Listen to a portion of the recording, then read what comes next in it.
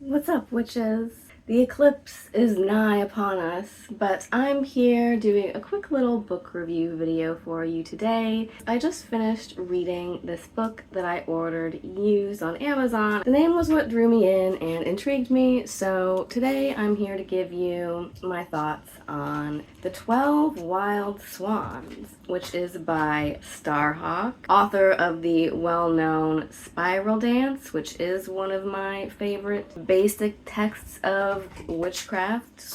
/ paganism. I'm going to try to keep this review short, sweet, and to the point so that this video is not too long and so that I can go watch the eclipse in a little bit here. Like I said, what drew me into this book was the name, the 12 Wild Swans, which is this myth or story which is found throughout the British Isles and primarily in Ireland. It's one of my favorite myths. I actually also read a really good fantasy novel series based on the story, which if I can find the name and the author, I'll like pop it into the description or something. I'm just really, for some reason, fascinated with the concept of swan maidens. I'm gonna do a whole video about them eventually because I've been really getting heavy into the research and diving into the rabbit holes where that is concerned. When I saw the title of this book, I just wanted to pick it up regardless of what the contents were, just because the name intrigued me. And then when I also saw that one of the authors was Starhawk, author of the Spiral Dance, that drew me in even more. But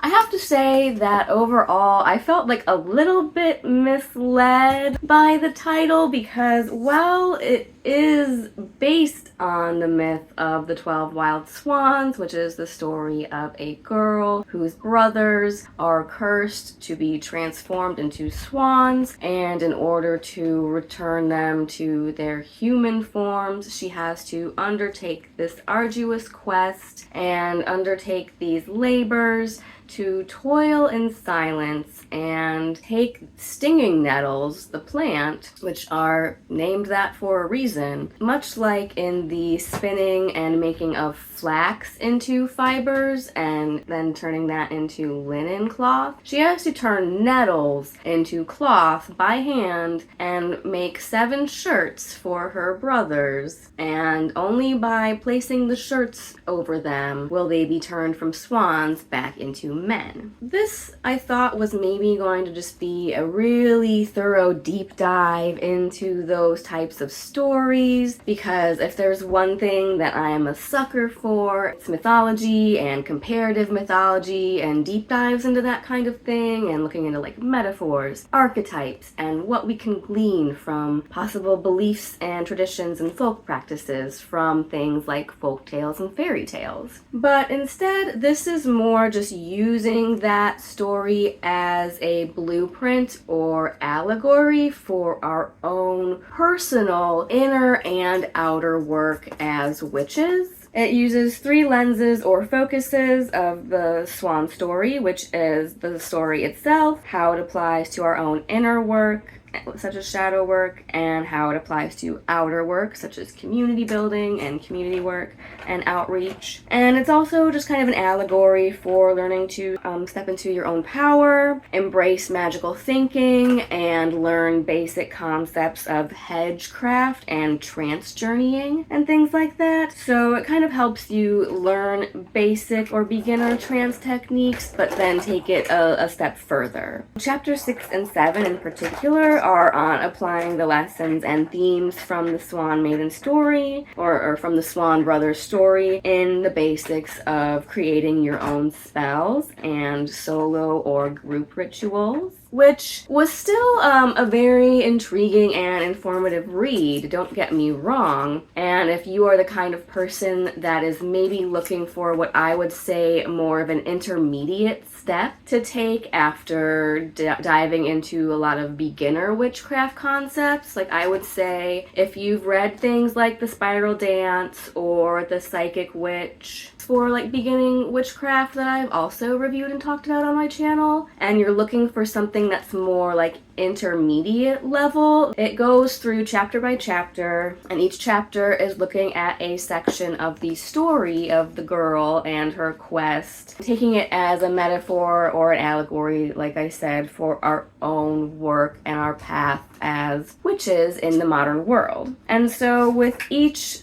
step along the way of the heroine or main protagonist's journey in this story, Starhawk and the other author, Hilary Valentine, are then also comparing that and kind of trying to adapt it and find ways that we can learn lessons from those. Are you really playing with my witch ball over there on the hell altar? So within each chapter of this book, they're going step by step through this heroine or protagonist's journey in the story, and basically asking us to take on that role of the girl as she journeys on this quest to both not only save her brothers but also kind of find and save herself. It kind of asks us to do some shadow work along the way and maybe look at not only things in modern day life such as oppression, injustice, environmental work, or even just things like simply acknowledging our own privilege and where we stand in the world and how we're able to operate and the ease with which we're able to operate in the world. Using the basic story as an allegory for those things, which was not what I was expecting, certainly. And so it kind of just led me to skim over a lot of this book, to be honest, because within each chapter it's giving you inner path work that you can do using this as metaphor and allegory, and then outer path work that you can do either individually, or I think most of the examples given in the book are for like group work, much like, you know, Starhawk's other works like the Spiral Dance, which were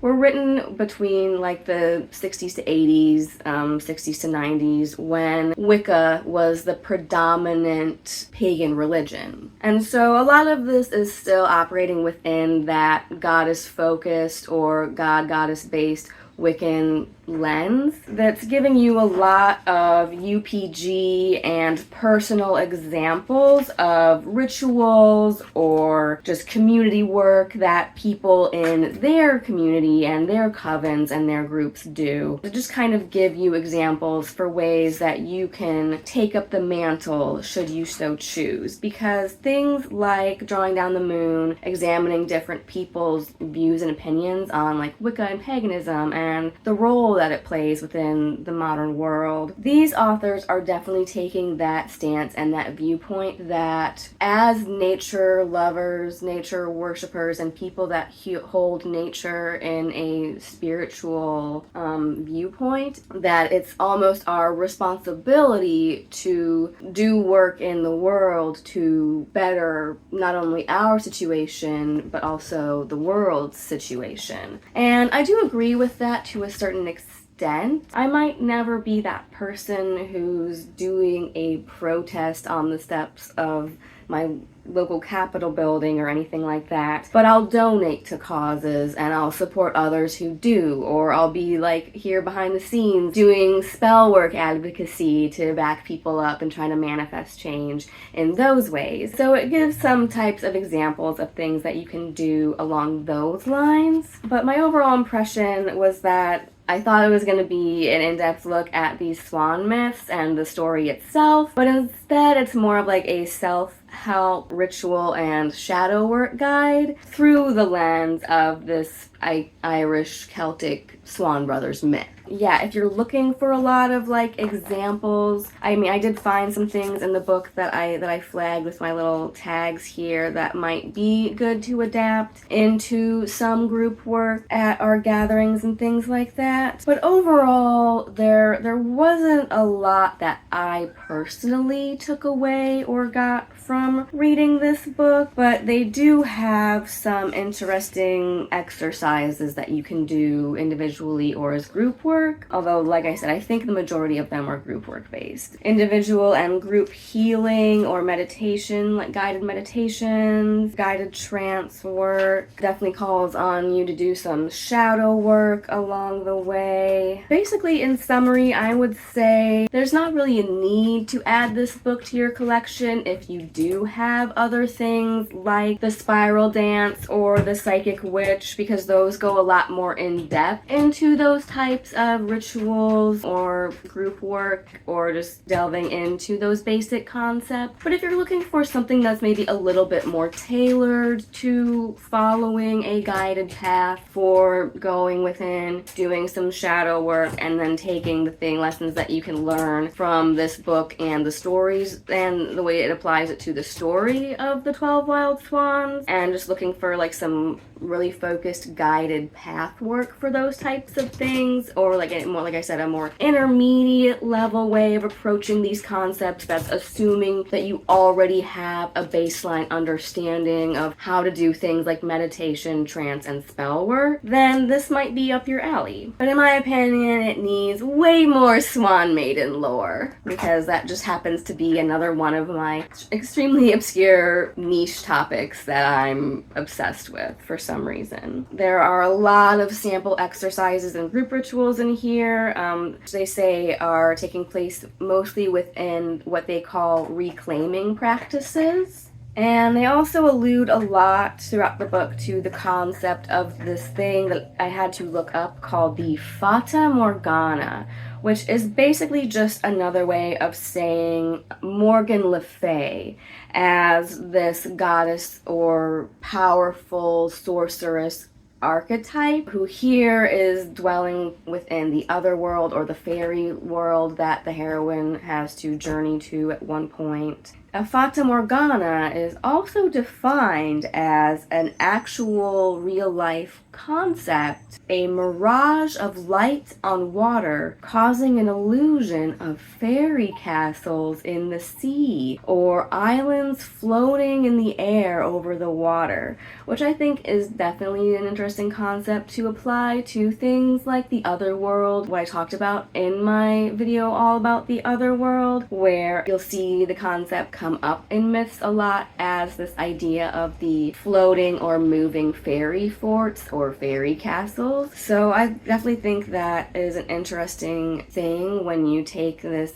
mirage or illusion of a fairy castle on the sea or in the air, and I can definitely see where this real life concept would have been viewed back in the day as seeing this other world, seeing into this world beyond. I also did like that it asks us to approach inner work and like things like magical thinking and spell work and shadow work using concepts like the inner child or younger self. They use concepts like talking self or like the conscious mind versus the inner self or younger self for the subconscious mind, which is definitely something that I've taken and ran with, especially as a Lokian. I think he really helps us with inner child work, just for me personally, and the types of shadow work and the types of shadows that I personally have to wrestle with. Working with the inner child is a really helpful approach for me to do that.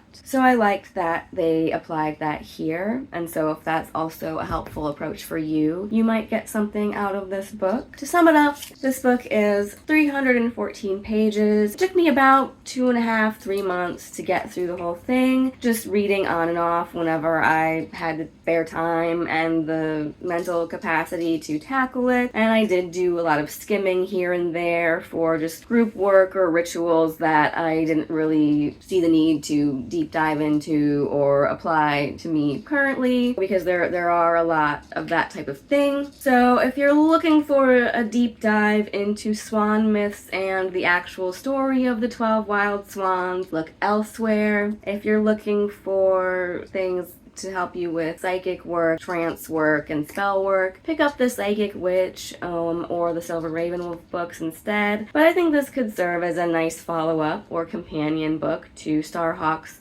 spiral dance, and a kind of an intermediate step if that's something that you're looking for, or a very specific way of doing inner and or outer path work, or if you're someone that does do a lot of group work or leads a coven and is looking for some examples of community work that you can do both within a group and as community outreach for the world at large. If you're looking for, just ways to learn to not only step into your power and self-advocate, but then take that out into the world, then maybe this is for you. That about sums up my thoughts on it. I rated it about 3 out of 5 stars just because needs more swans, but that's just me personally. It just wasn't what I was looking for going into it. But when I saw the title and saw that it was dealing with that story and the concept of swans and swan myths, I just had to pick it up sight unseen, and I did get a used copy off of the internet, which is nice. That about sums up my thoughts on this book. I hope that this video was useful, fun, and informative for you as always. And until next time, go outside, enjoy the eclipse, and